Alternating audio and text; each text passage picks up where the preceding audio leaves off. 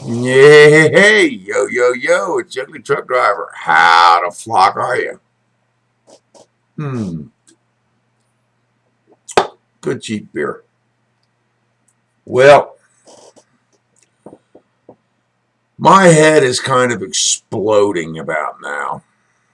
And some people might look at me and say, you're just a freaking idiot.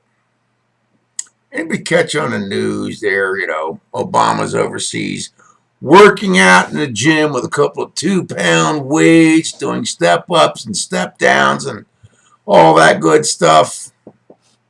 And I happened to catch on one of the news shows, I forget which one it was. They sat there and ran a video comparing Obama to Putin, showing Putin, hunting a bear, riding a horse, doing karate, jujitsu, whatever. And what do we get?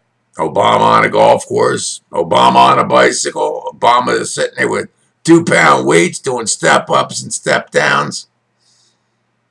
And then you look at the world situation and what Obama has done for the last 5 years to destroy the world standing of the greatest nation on the face of the earth.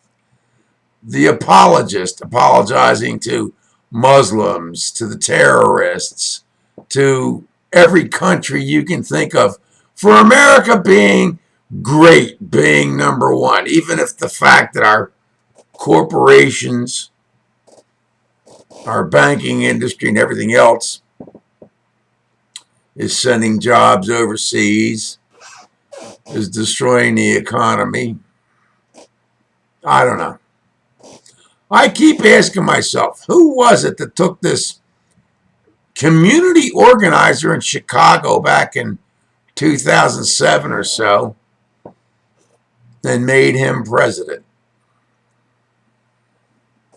What kind of people were they? They wanted change.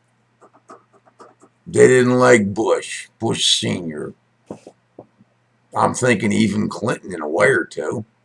And he wasn't one of my favorites. A lot of times shit happens in the world. And we don't have no control over it. But in 5.5 years, this genius president, community organizer, who talks good shit, has no backbone. He's the kind of guy that's probably, he's 50 years old now? I'm 67. He's the kind of guy I'd like to meet out in a parking lot somewhere and see if he can sit there and physically whoop a 67-year-old man. That's just about the way it goes. Because somebody needs to bitch slap this idiot into reality.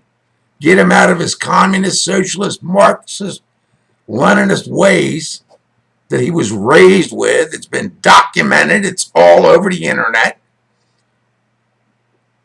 And people keep buying his BS. I got a pen and a phone. Hey, I got 2 fists that took karate in 1966-67 in Korea. You want to match them up? What is this person? Is he really the Antichrist? Sure as hell seems like it to me. Him and all his minions. He's got 11 certified Muslims in his cabinet that have direct connections and ties to the Muslim Brotherhood. He's got swift boat people like John Kerry, the Benghazi bitch Hillary Clinton, the Fast and Furious idiot Holder. Man's got no less than 10 or 12 different scandals in his administration, and somehow he's like that old mafia dude up in New York, the Teflon Don. He just walks through it. Why? Because of the liberal, socialist, communist news media? Now we got this thing with a Marine locked up in a jail in Mexico and everybody's walking tender toe about it. But it's not too bad if he sits there and trades 5 of the biggest terrorists in the face of the earth for some deserter over in Afghanistan. Of course, what we all know is that diverts the attention off the rest of the scandals like the Veterans Administration, Benghazi, the IRS wiretaps, you name it. I don't know, people. I keep waiting for you to wake up. I keep waiting for our military to sit there and say, this man is out of control and needs to be removed from office. Because evidently our legislature in Washington, D.C. won't do it. You get idiots like Nancy Pelosi, Harry Reid, Dianne Feinstein, the rest of these liberal, socialist, communist idiots that will sit there and lay down and fall on the cotton-picking sword for him. The stupid bitch, what's her name, Rice? I don't know, man. There is something seriously, dead seriously wrong in America with its values. It's like we have swept the Declaration of Independence, the Constitution of the United States, the Bill of Rights under the cotton-picking carpet, never to be seen again.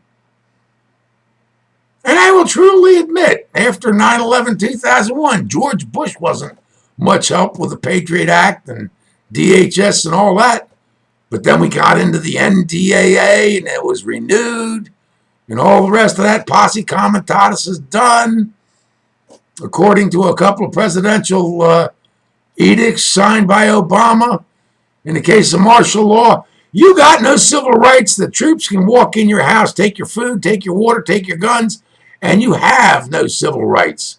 And they've made arrangements with the United Nations and 1 or 2 foreign governments to come and occupy us in the case of a national incident. And they are not accountable under American law. Y'all keep missing it. We have a person, what I will call an administrator, sitting in the White House in a national crisis. What does he do? Oh, hell, he jumps on Air Force One and goes to Hawaii or goes to a fundraising thing out there in California or some G7, G8 thing out in Europe. And we're sitting there left holding the bag. From President Washington, the first president of the United States, to George Bush, federal debt totaled $10 trillion. In 5 years since then, this occupier of the White House has increased it another $7 trillion. And by the time he gets out of office, it'll be up closer to $13 trillion. And nobody holds him accountable. Not nobody. Not the Republicans, not the Democrats, not nobody. The liberal media covers for him, fawns all over him. And then they sit there and they want to fault Tea Party types because we want to go back old school.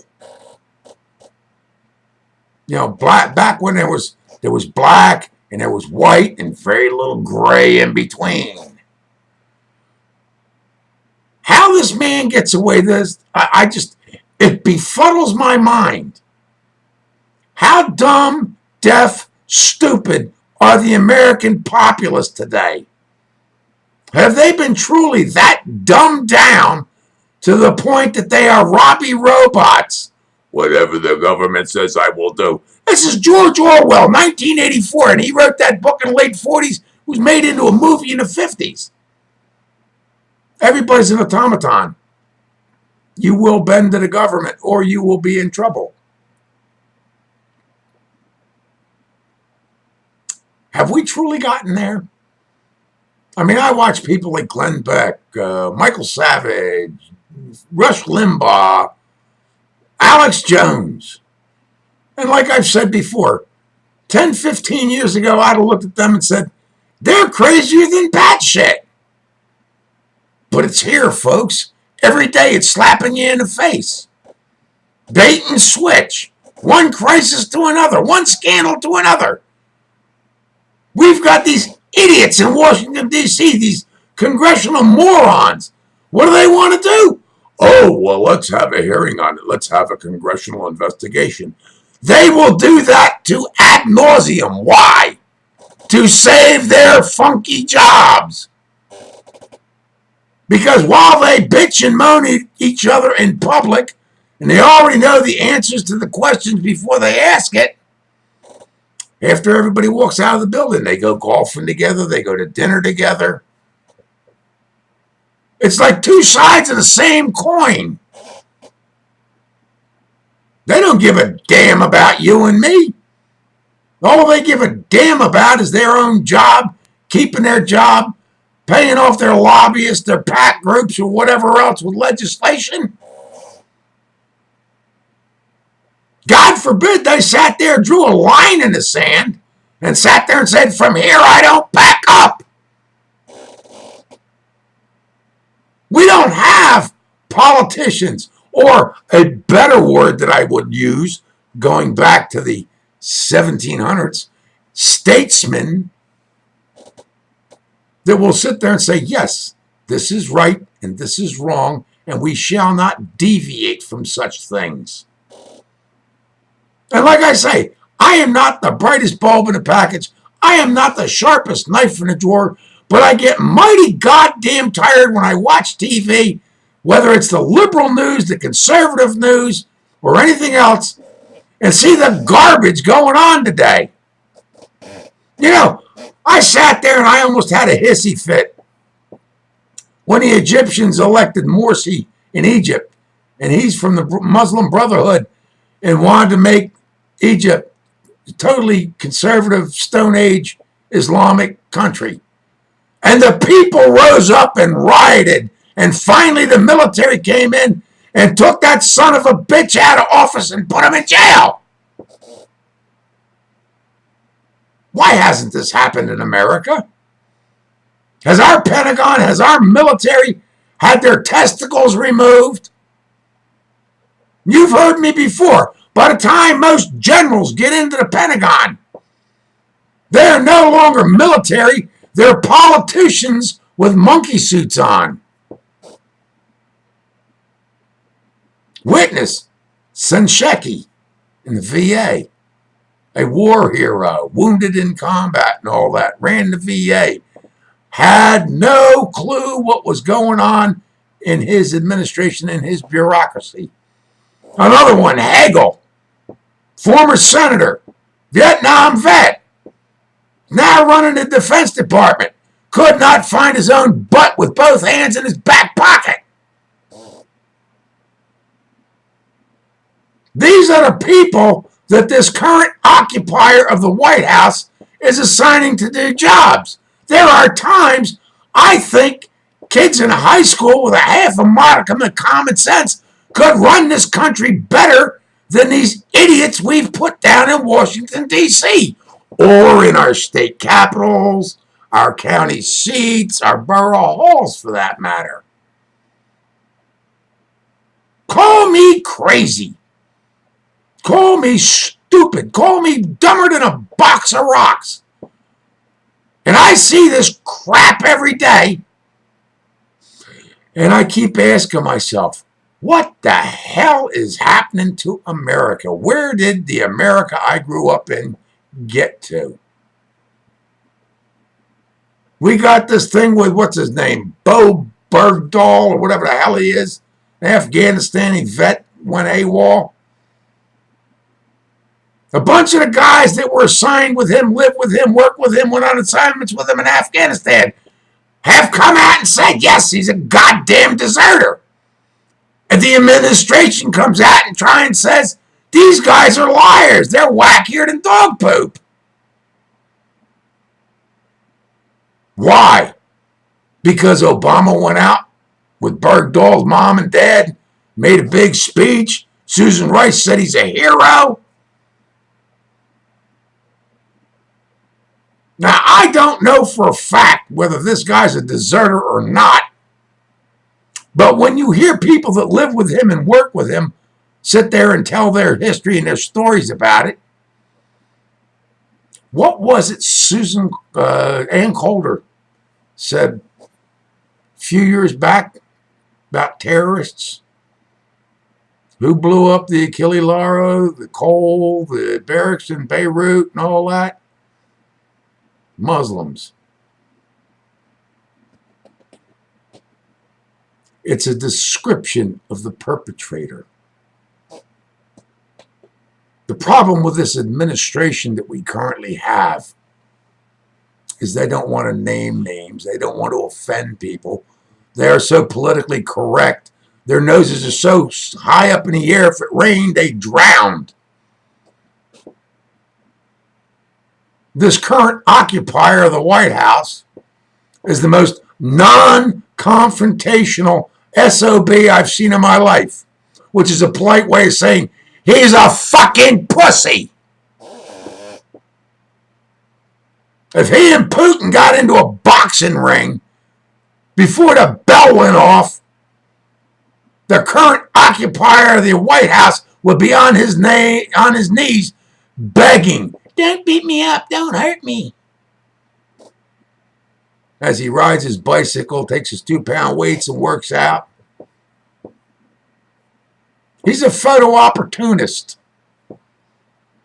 Putin may be a Russian. Putin may be a communist. Putin may be a whole lot of other things, invading foreign countries. I promise you, you wouldn't want to get into a back alley fight with Putin.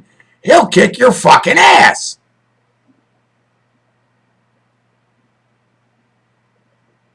This current occupier of the White House, he couldn't kick shit. That's a fact of life. I look at Theodore Roosevelt back in World War II in a wheelchair, inspiring the greatest nation on the face of the earth in World War II to stand up and put Hitler in the dirt. I look at Winston Churchill in England as the Germans pounded London into the ground with their bombs and rockets. And his attitude was walk softly, carry a big stick, and we will survive. Now, you can say what you want about George Bush and all the things that didn't go right with him, but I just saw it down in Texas. Here he is riding bicycles with veterans, wounded warriors. He goes to hospitals. Let's look at Ronald Reagan. He had problems too. But he loved his country enough that he'd kiss the flag, he'd salute the flag.